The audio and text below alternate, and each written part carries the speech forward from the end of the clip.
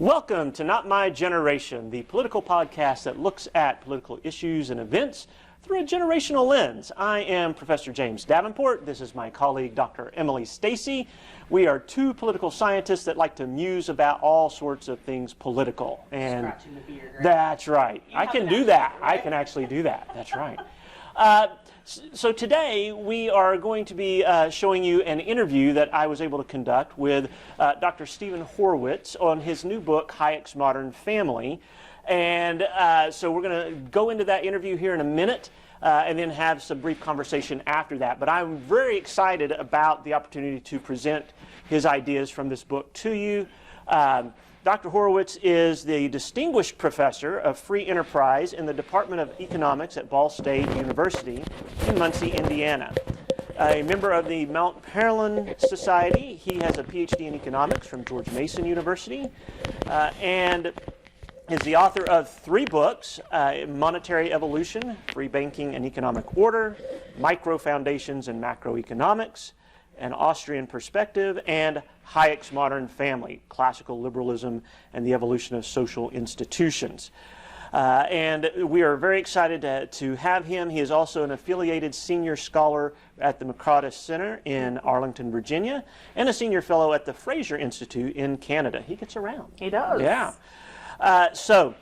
Without much further ado, I do want to mention one thing. So he'll be talking a lot about this notion of classical liberalism, and I think he kind of does a good job of talking about that. For those who aren't familiar with that term, come see me. No, I'm kidding. But you might think libertarianism, although it is a different kind of strain. It is, if you think of libertarianism as kind of having this anarchist streak, classical liberals don't have that. They firmly believe you got to have government.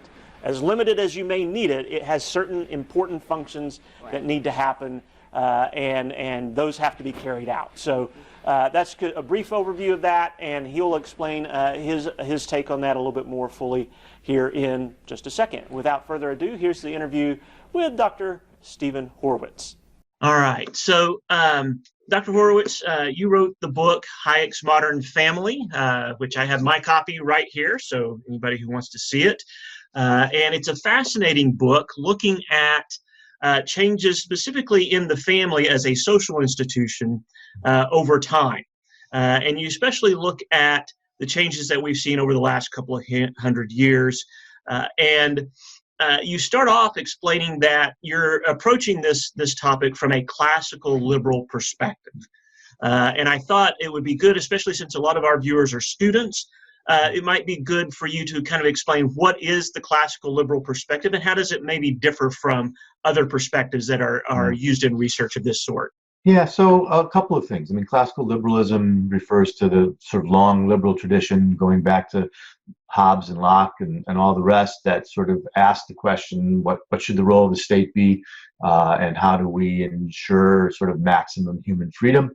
And that liberal tradition has been one of, again, of representative democracy, of limits on state power, of generally believing that humans should be able to do as they please as long as they aren't harming others, and sort of John Stuart Mill's formulation of that tradition. So I think that's one element.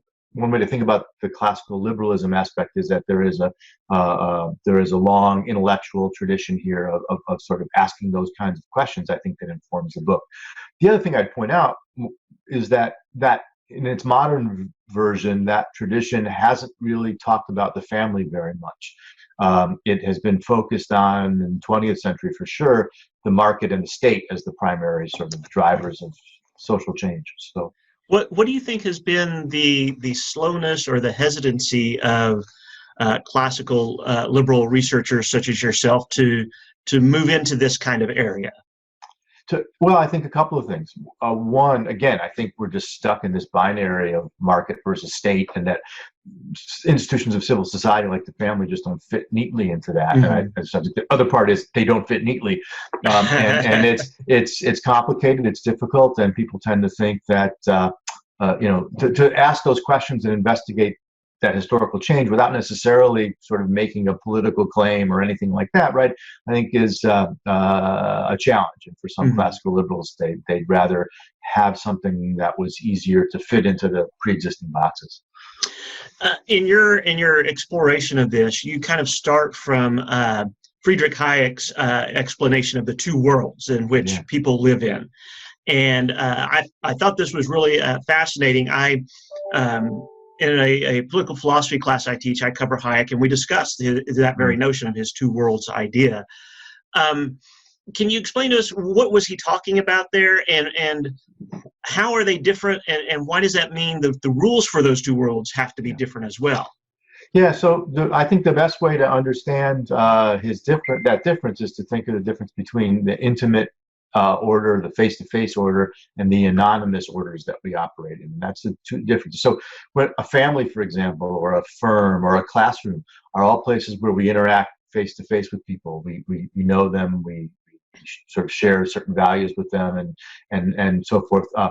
Whereas the anonymous order, the broader, what Hayek called the Great Society, is this world we operate in beyond all of those, where we're interacting with people we don't know. Think about the marketplace, for example, and we don't know those people. And so the rules are different for each one, where we have these intimate orders, and that's part of Hayek's point is those intimate orders are what we're used to from our own evolutionary history, right?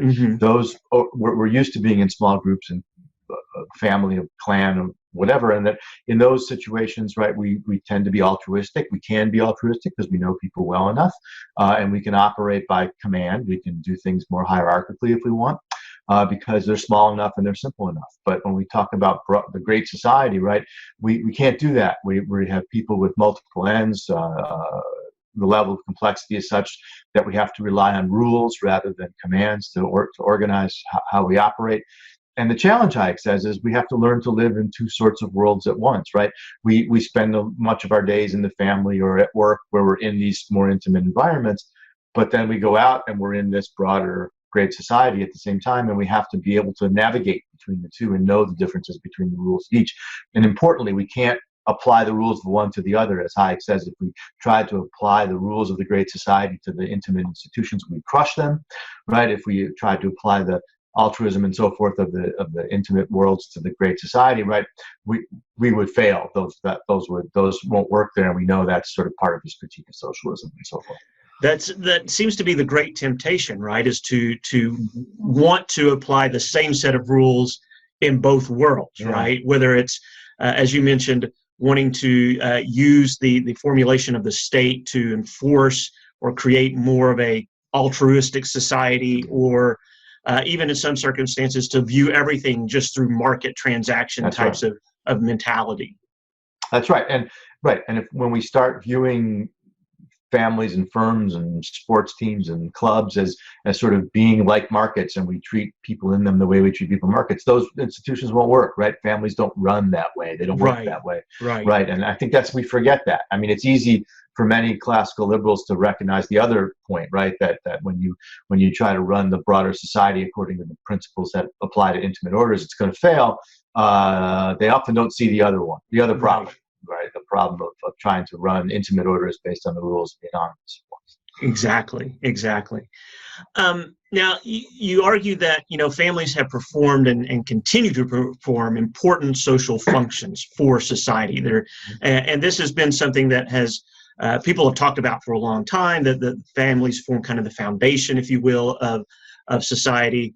But you've outlined how the functions of these families have changed over time. And that has led, from your argument, to a change in the forms that family takes as well. So can you walk us through what are some of those changes in the functions of families, and then how has that led to some of these changes in the forms that we see families taking today? Well, I think the biggest and sort of most obvious of those is that families, for most of human history, were economic production units. They were the site of where we produced, right? The most obvious example is like a family farm, but think of small cottage industries too, where the family and the firm were the same thing, right? And so families, one of the most important functions of families was to engage in economic production. Today, no, right? At least in the sort of relatively developed world, right? Families are not that, right? We produce in firms and other sorts of organizations, and families are much more about the emotional and psychological satisfactions we get from marriage and from children and so forth. So that change from the family being primarily an economic unit to primarily being a psychological, emotional, social, whichever word you want to use here, unit, I think is the most fundamental change. And how that's affected form, and certainly has affected the nature of marriage, right? When families are about economic relationships, then who you choose to marry is a matter of economic partnership. In the language of economics, you want your productive human capital to be complementary, right? You want to be able to work the farm together. But today, right, we don't, but once work moves out of the home and into the factory or other places, and the home becomes a site of psychological satisfaction, we can marry for love. And that transformation of marriage from being about an economic relationship to being love-centered, I think, is a fundamental change that we've seen in the form that families take. We can also, the other thing we might note is the reduction in family size, right? That larger families made more sense when you had to work the farm or needed children to be economic assets. But you don't need that today, and we have fewer kids and we invest more in them, we educate them, and so on. So it's another change in the form and sort of structure of families. That's the result of that change in the various functions that families perform. That's an interesting point. Is that when we were primarily on farms and we needed large families, you still had tremendous amount of child labor. It was just and that doesn't become, I guess that doesn't become recognized as child labor. That's right. And we don't think of children performing that function until we start seeing them working in factories, compacted together type of thing. Right. And then that strikes us very differently, doesn't it? That's right. And what I think I think it's in the book, but I have a line something like, capitalism didn't invent child labor; it just made it more visible and then eliminated it. Exactly. Right. I mean, I think the wealth that capitalism created meant we didn't need the income of kids anymore, and parents could instead see their kids as investments as opposed to being generators of income. So yeah, I think that's exactly right. Child labor has been with us forever. Kids have always worked, right? The peculiar accomplishment of capitalism is that it put an end to that. Sure. And I think that from looking at that, we can see, as you point out, that children become, because of this transition, not an asset to improve the income of the household now, but now they're an investment for longer term period, in which we see people talking all about the time today, talking about how much having a child is going to cost you long term, the investment in education and extracurricular things and things like that. But that can only happen because we have the resources to do that kind of thing. That's right. And we also see talk about extended adolescence, right? Where kids, people point all the time, well, back in the old days, you were 12, 13, and they kicked you out of the house, you're on your own working as a servant. And there's truth to that, right? But, now kids don't leave the house. We hope they go to college and don't come back, but sometimes they come back, right? So we have this this sort of extended adolescence where we as you say, we can afford to invest in them, and we don't need their income.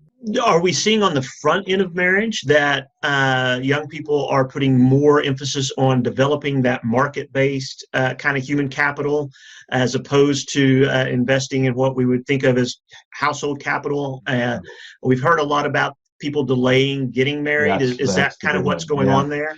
Yeah, I think a couple things. I think one, in particular, young women, want a career, want to earn a living, want to go out and do all those things, and I think the benefit to both parties, but particularly to women, of being married is much less than it used to be. In a world where men and women's human capital structures look very different, that sort of complementarity of marriage was beneficial to both.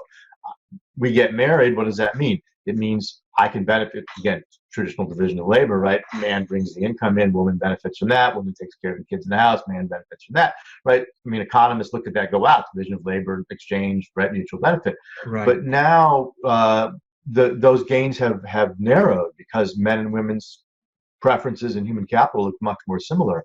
And so with a dual working couple, you don't get that. The gains for marriage have to be somewhere else, have to be in the psychological and the emotional aspects, and for a lot of women, again, that means they don't need marriage to do the things that they want to do, and perhaps for men too. The male issue is a little bit trickier, but yeah, we've seen a delay in the onset of marriage. We see people having fewer kids, right, in general. Some demographic exceptions, but having fewer kids and having those kids later, and all those things sort of, as you say, change the nature of those marriages and those relationships. And I think the big question is that are the benefits from marriage as great as they used to be? Sure. Are we seeing a change in kind of the gender roles as a result of this? Are we seeing either within the household and the division of labor within the household? We know we talk about, in the market and increasing women in the market and pursuing occupations that historically had been male dominated and such. Are we seeing those changes move into the family as well, or not? Yeah, so the data suggests that men are doing more around the house than they used to. I think if that's the kind of thing we're thinking about here, right? And that we're seeing more equality in the distribution of household labor than in the past.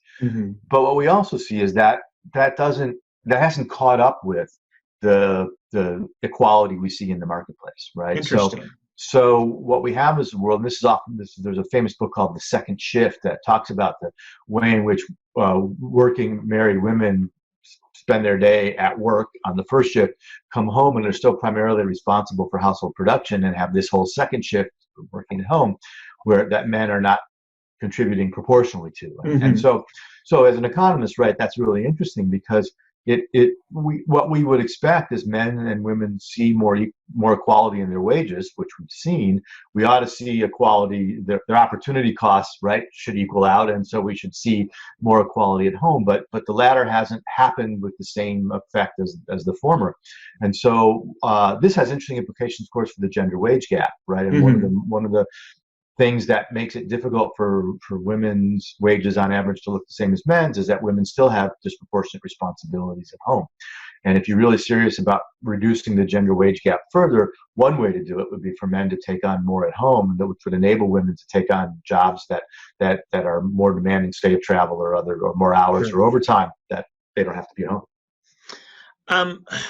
That is interesting. Do you think that speaks to the kind of the power of maybe cultural attitudes or social norms that have developed over time, and how those can kind of run interference with some of these economic trends that we see in the marketplace? I think that's exactly right. I mean, it's easy. In fact, in their book in the mid-'70s about this, that was sort of the new world, called the New World of Economics, Tullock and McKenzie have a footnote where they sort of predict. They say, well, as wages equal, we ought to see the household, the division of labor between the household and marketplace equal out between men and women. And it just hasn't happened, right? And what was the failure of their prediction was they were only focused on that sort of opportunity cost argument, and they didn't really see how sticky culture is and how sticky social norms are in terms of making it difficult for people to make those changes.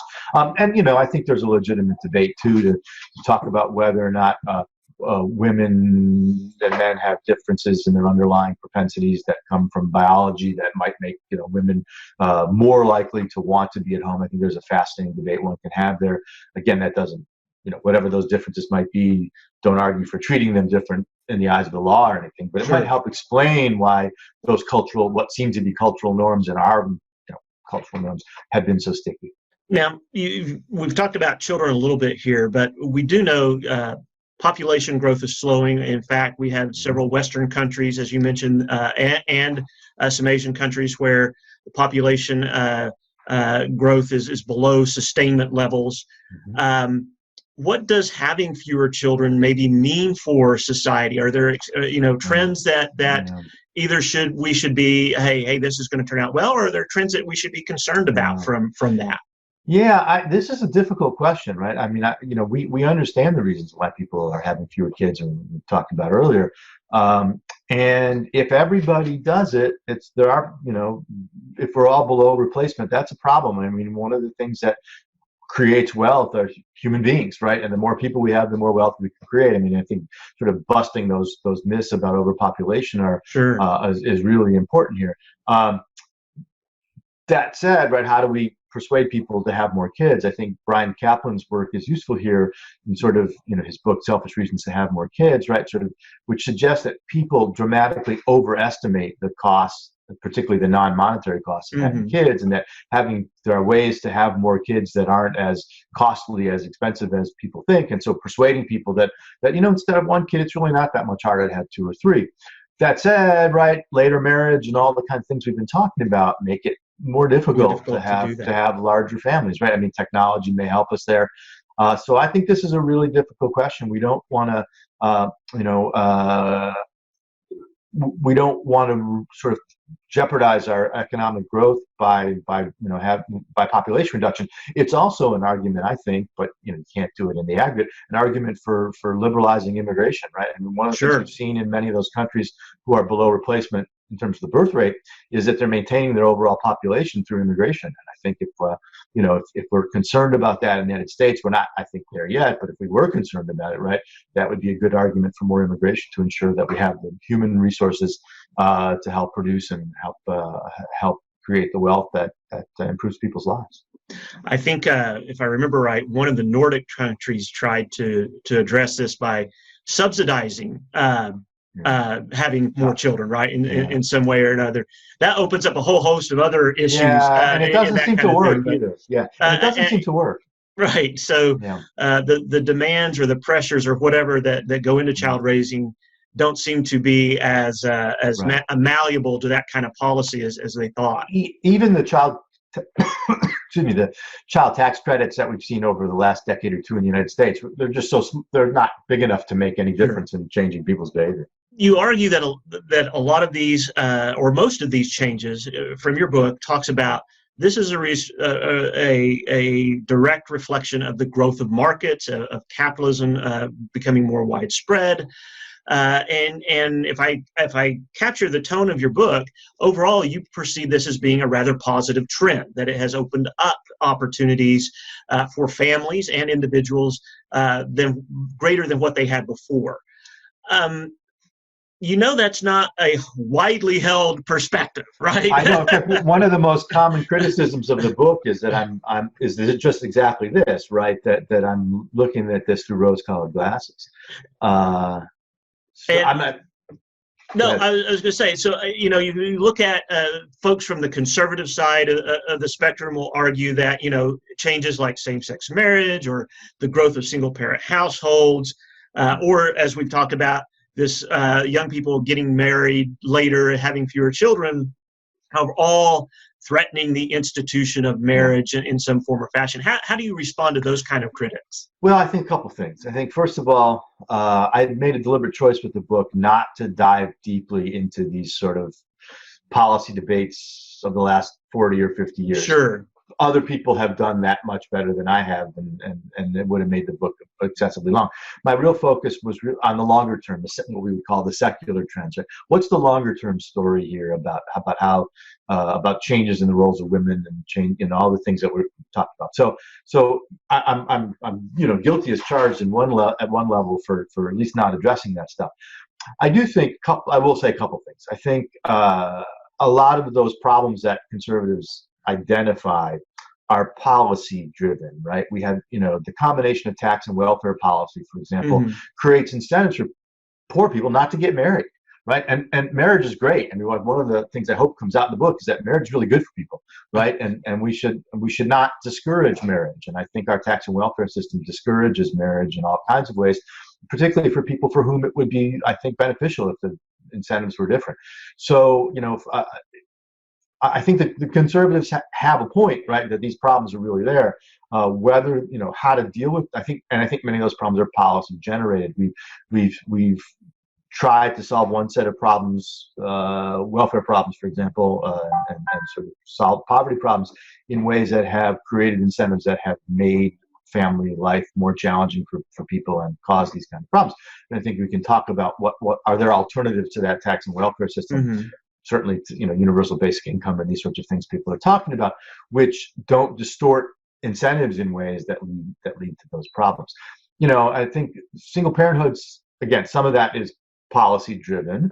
Some of it is inevitable as divorce becomes greater. I mean, we had single parenthood historically. It was because one of the spouses died rather than divorce. So the question for me is, one, how do you encourage more people to get married, in particular get married before they have kids? How do you change those incentives, or at least don't discourage them from doing it? And then I think with divorce and single parenthood, I think we have to just look really carefully. We know that children from divorced households do a little bit worse on average than kids from intact households. Okay, a little bit, right? I mean, the distributions are nearly overlapping, but a little bit worse. And then the question becomes, but what about the parents, right? And if the parents' utility counts for anything, we need to account for that too. Getting out of bad marriages, even if kids take a small hit from it, might be worth it. Right. I think the other thing we need to recognize is the worst thing for kids is high conflict marriages. And so if parents just cannot get along, and that's obvious to the kids, that's the worst thing for kids. And so being able to get out of those marriages is a good thing, even if it means single parenthood.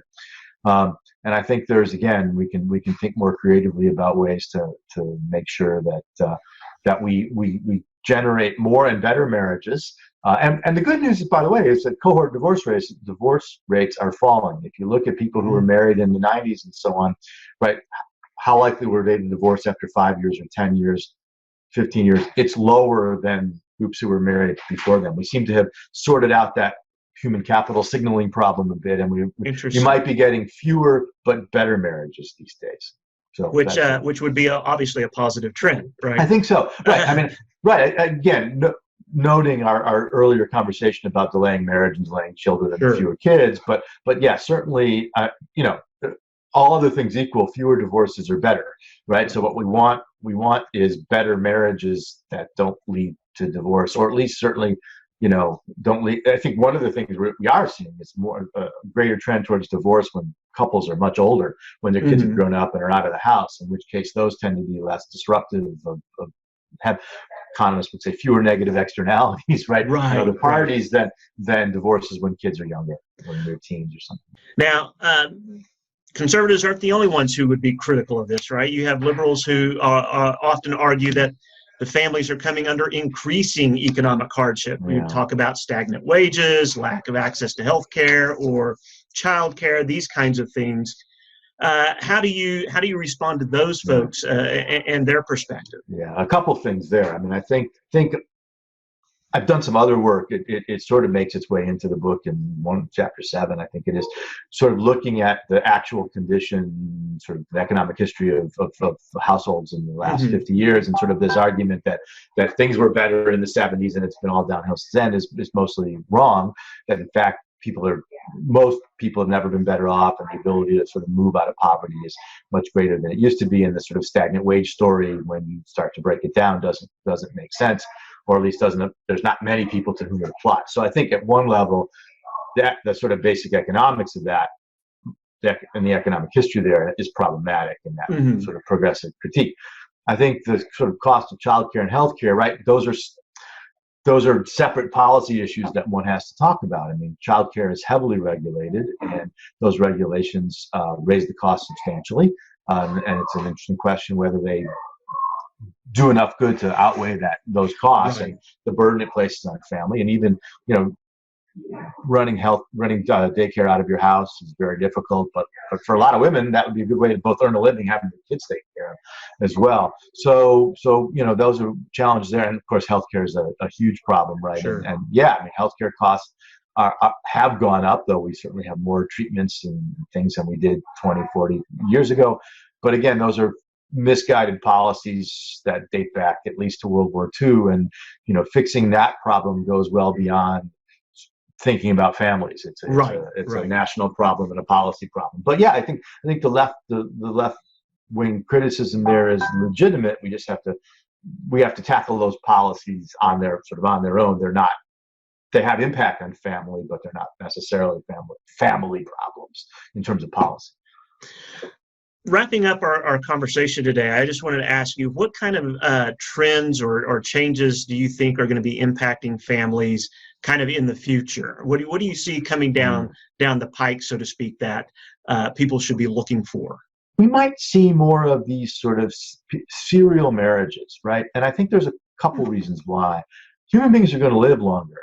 And if you Right. get married, even if you get married at 30 and you live to 110, are we biologically capable of being married to the same person for 80 years? We don't know, right? We don't know. And that's a real, I mean, if you can, great. It's one, if you're with the right person, and great, wonderful, but can we? And so what we may end up seeing is people getting married when they're young to someone who they just want to spend time with, and maybe they don't have any children, and divorce is not a big deal. And then they marry someone who they want to have and raise children with, and then the children move out of the house and people have changed, and now maybe you want to marry someone else who you're going to spend your retirement years and travel with. I think so. We can sort of imagine that happening, I think. I also think that the sort of benefits of marriage are going to shift from early in life to later in life. What I mean by that is, as you're older, having a partner, again, if you're retired, having someone to spend time with and travel with, but also to take care of you if you're sick. I mean, Sure. if you're, as medical issues become more salient to people, having a partner there will be more important. If you're young and healthy and fairly well off, what do you need marriage for, right? I mean, I think a lot of young people are, I mean, I have kids in their 20s, right? And I think to them, that's one boy, one girl, right? I think for both of them, right? It's, what do I need this for? And I think the answer to that question is, well, maybe not now, but maybe later. So I think we'll continue to sort of see people thinking about where the benefits of marriage really, really lie. And I think maybe one last thing to note, we have seen a trend towards larger families, and a couple among very wealthy people for whom a large number of kids becomes almost a status symbol, right? Interesting. Kind of conspicuous consumption sort of thing. But also in other demographics, more religious folks and so on are having more kids. And I think we go back to our earlier conversation, worried about the average number of kids. One of the things about having more kids is if your kids adopt the same idea, they have more kids, and so we see a kind of demographic battle between the breeders, right, and the ones who are just having one kid, and that's an interesting question to ponder, and that may break down in interesting ways about what kind of groups are having more kids and what groups aren't, and how does that affect all kinds of social questions. Yeah. Well, Dr. Horowitz, thank you for spending this time with us and sharing about your book. James. Again, Hayek's Modern Family. I highly recommend it. If you want to know about changes in the family, this is a good way of getting started and looking at that. If there's people who would like to know more about you and some of the other stuff that you've been involved in, is there a website or someplace that they can go and find out about you? The best place is to follow me on Facebook. I have on personal page, it's pretty full up, but else you can follow me if you don't want to friend me. But also I have a public figure page. I blog at a few places, libertarianism.org. I also blog at EconLib for Liberty Fund from time to time. I just had something up there yesterday, coordinationproblem.org. I also blog for, and if you Google me, you'll find all kinds of old stuff out there too. So I get around. All right. Well, thank you very much. I should note, too, I have a new book coming out from Cato and libertarianism.org on Austrian economics. So if any of your viewers are interested in Austrian economics, it's an introductory book, and that'll be out July 14th. Very good. Well, awesome. Well, thank you again. Have a great rest of your week, and be safe. Thank you, sir. You too. My pleasure coming out. All right. All right. Now, I think this is a really interesting look at the family, right? And talking about the changes that we've seen in families. And I think especially his take on, hey, look, liberals think this and conservatives think this, and the one thing they agree on is the family's in crisis. And he's like, not so much. Right. And not to say there aren't problems or challenges, but to say if you compare the family where it's at today versus where we used to be, much better. Right. Sure. And no longer do we have, arranged marriages that are forced upon people, that we can marry out of this notion of love, this type of thing. And so I thought it was a really interesting take on just some of the changes that we've seen, and especially in the last, 2 or 3 decades. Sure.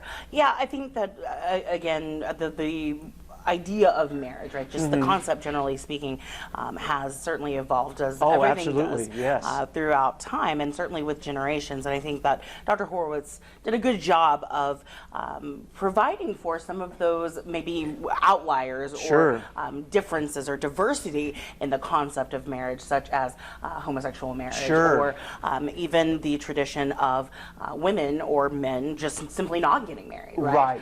Or choosing to not, child rear, etc. And I thought his notion of serial marriage Yeah. was, isn't that interesting that, Yeah. if as lifespans continue to grow, will we see, of course, we've always seen if one spouse dies earlier than Sure. the other, that the other might remarry type of thing. Perhaps. But his notion was a little bit further. It's like you might marry someone in this particular time in your life because they feel a need there. Right. Then that goes on and you marry someone else to fill another need. And so I think that, to me, that raises some interesting propositions to Sure. think about, right? What about the children? What about Right.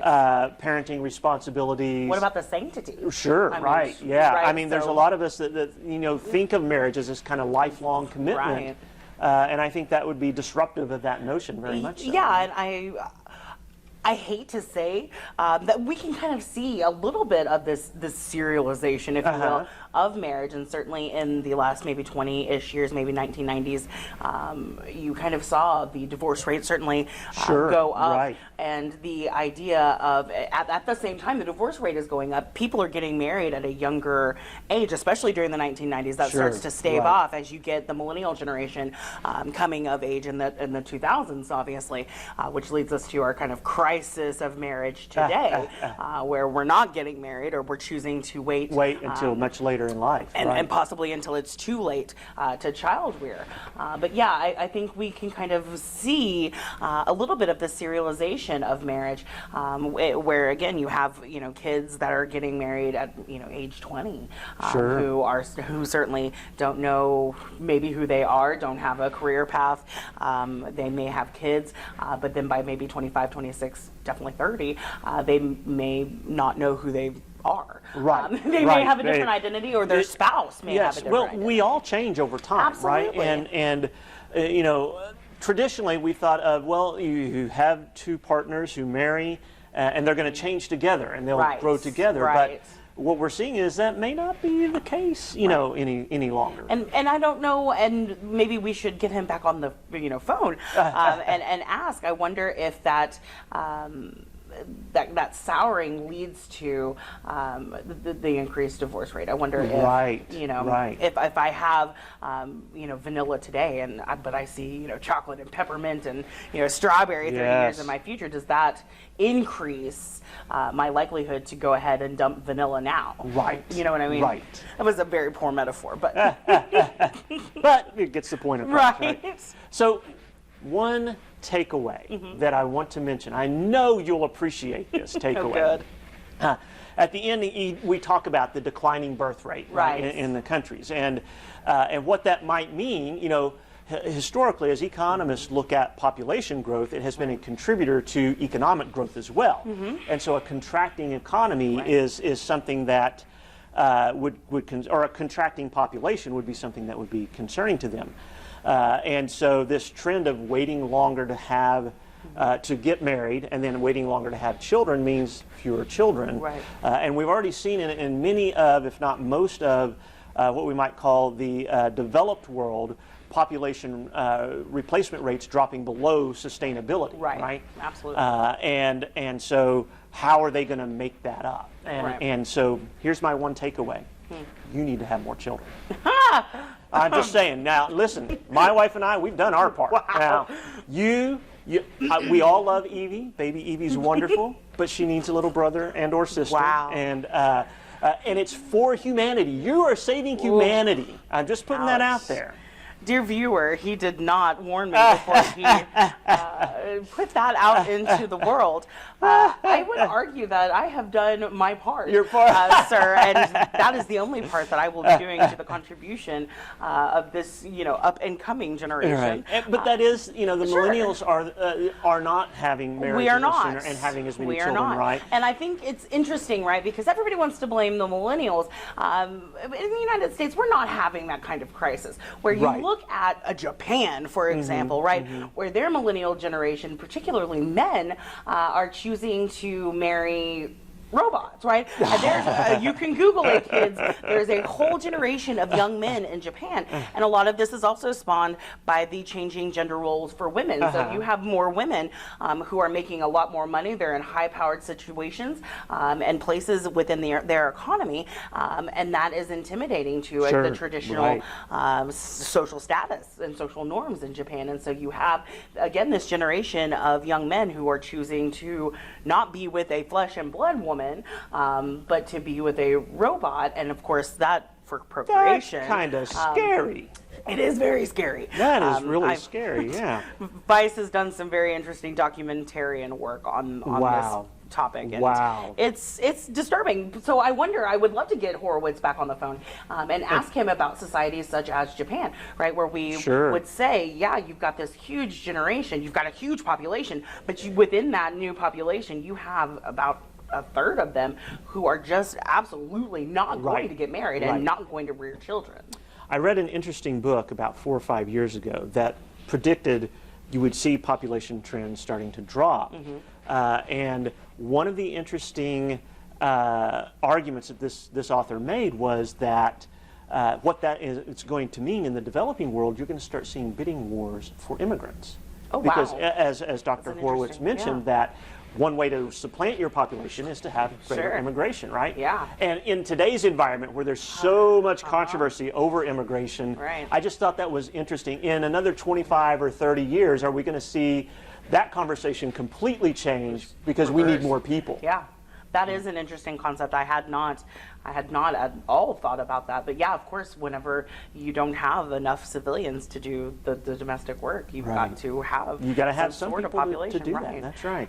So yeah, that may turn immigration on its head. We may be trying to entice people with tax credits, things like that, instead of all sorts of schemes to get them in here, right? Instead of the wall of the southern border. Right. We might build a highway, a super highway. Right?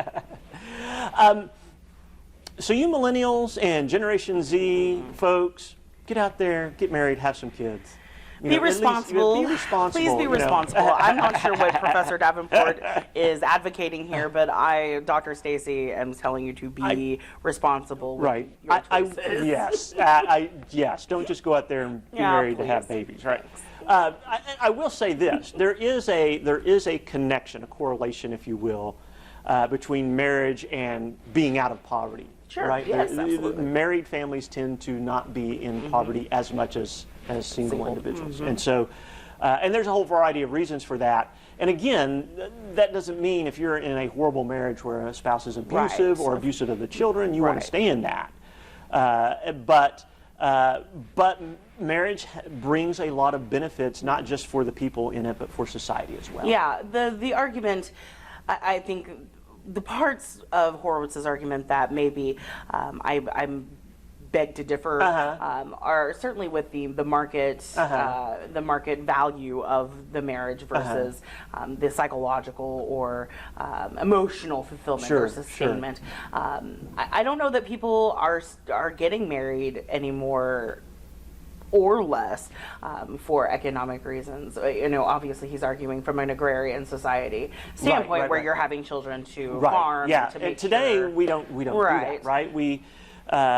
Now, I will say, as someone who has 5 children, one of the benefits of having those 5 children is you can get help around the household with household chores, right? So, but that's something he talks about, and I thought was really interesting was how, while we are moving more towards this kind of equality in the marketplace, women being able to enter into occupations that historically they've been prevented from doing so, we're not seeing the distribution of household work keep pace with that, right? And this is a crisis that's going on within the pandemic environment. I'm seeing a lot on my academic Twitter, female professors, female academics who are now having to teach online at home, having children who may be homeschool age or even younger, which at 16 months may be harder than homeschooling them because you're running around with them. That's right. You're still cooking dinner. You're still doing all of the household things that you were doing before the pandemic. pandemic. But now you have all of this added responsibility, and it's all happening within the same, 4, 5, 6, 7 walls. Right. right. Every day. And so there is a real crisis going on amongst women in academia who are just completely overwhelmed right now. And as we kind of discussed in the interview, some of this is cultural, societal, this is just how it's been. Sure. I do think we're seeing the beginnings of men sharing more of that load, Sure. but certainly not to the yeah. extent that we could call it equal, right? In most families, if a child is ill, if an adult parent is ill, it is the woman who's going to be the one who's expected to take care of that person, or take time off from work or whatever that needs to be done. And in today's environment, where many women earn more than their husbands, that may change as well, right? Because if you're going to lose more income by one doing it than the other, that's going to be a decision that's going to be involved. So that's my economic touche to your have more kids, Dr. Stacey. All right. Hey. Because I would like to remain, in a decent economic situation with my one child. I don't blame you. I don't blame you, right? But we could go on forever. I mean, this is a fascinating conversation, and it's a unique take on the family as an institution, its evolution over time, and some trends that might happen. And we hope you enjoy the interview. I do want to mention, for time's sake, we had to edit down the interview. If you would like to see the full discussion with Dr. Horowitz, that will be up on my YouTube page probably in about 4 or 5 days. So we'll get that up, and you can see the entire interview if you are interested in seeing that. But for now, enjoy this, what I think is an interesting conversation about the family. And we will see you next time. Don't forget, if you want to reach out to us and share your ideas or thoughts about a show, or give us an idea of something to talk about, you can reach us at, Dr. Stacey? Not my generation, at raider.rose.edu. Absolutely. And we will see you guys next time.